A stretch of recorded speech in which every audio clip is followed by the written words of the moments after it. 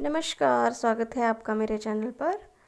तो जैसा कि आप जानते हैं कार्तिक मास चल रहा है, तो आज मैं आपको कार्तिक मास महात्म्य का चौथा अध्याय पढ़कर सुनाऊंगी। तो चलिए सुनते हैं।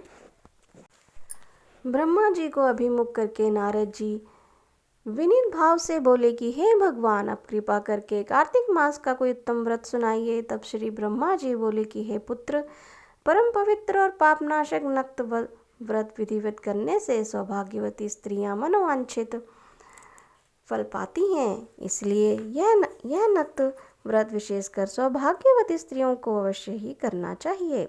इस पर श्री नारद जी ने पूछा कि हे तात, इस व्रत की क्या विधि है और ये कब किया जाता है।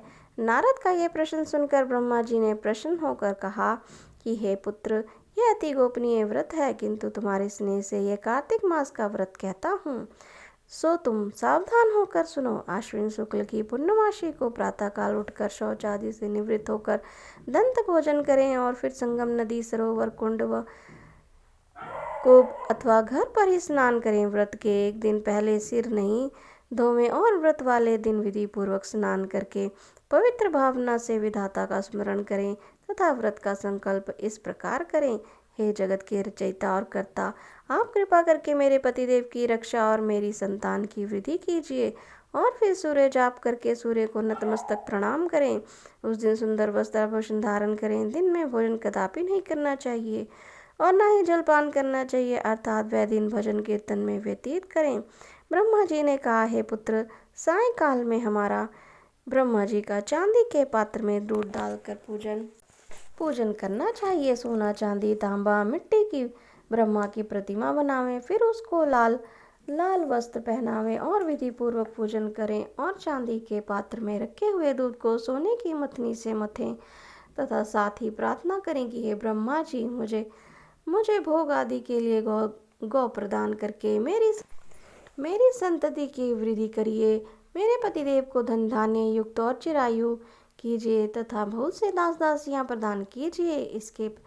इसके पश्चात ब्राह्मण को भोजन कराएं और अपने कुल के वृद्धों और विधवाओं को बहुत स्वादिष्ट पकवान खिलाकर उनकी आत्मा को तृप्त करें। फिर तारों को देखकर स्वयं भोजन करें। यह आश्विन पूर्णमासी को ब्रह्मा जी का नक्त व्रत है। यह व्रत सब प्रकार के पापों को नाश करने वाला है तथा समस्त कामनाओं को पूर्ण करने वाला है तथा ज्ञानी पुरुषों को मुक्ति देने वाला है। भजन, जप, तप तथा तीर्थ स्नान से इतने प्रसन्न नहीं होते जितने कि इस व्रत से होते हैं। भगवान इससे अति प्रसन्न होते हैं। जो ब्रह्मा जी के आगे इस दिन कपूर जलाता है और उसको बड़े वृक्षों और गोदान का फल मिलता है तथा उसके कई एक कुल वैकुंठ को प्राप्त हो जाते हैं। जो केसर तथा कस्तूरी सहित कपूर अर्पण करता है, उसको कई वंश ब्रह्मा लोक को प्राप्त होते हैं। उसके कई वंश। जो स्त्री इस दिन वस्त्र दान करती है तथा कपड़े के सूत्रों को तारों की मणियों के बराबर करोड़ वर्ष वैकुंठ में वास करती है। जो गहनों का दान करती है, उसको ब्रह्मा लोक की प्राप्ति होती है।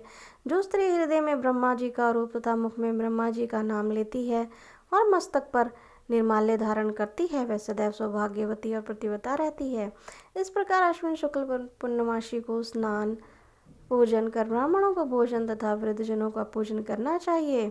सायंकाल ब्रह्मा जी का पूजन कर प्रार्थना करें, हे ब्रह्मा विधाता, यह व्रत मैंने आपके निमित्त किया है, अतः इसमें किसी प्रकार की कोई कमी हो तो आप स्वयं ही पूरी कर लेना। है नारद, जो कोई इस व्रत को करता है उसको अश्वमेध यज्ञ का फल प्राप्त होता है। तो बोलिए श्री हरि विष्णु की जय हो। तो ये था कार्तिक मास महात्म्य का चौथा अध्याय। अगर आपको ये अध्याय अच्छे लग रहे हैं सुनने में तो प्लीज़ मेरे चैनल को लाइक, शेयर, सब्सक्राइब करें और आगे के अध्याय सुनते रहें। अपने पुण्य कर्मों को बढ़ाते रहें। धन्यवाद।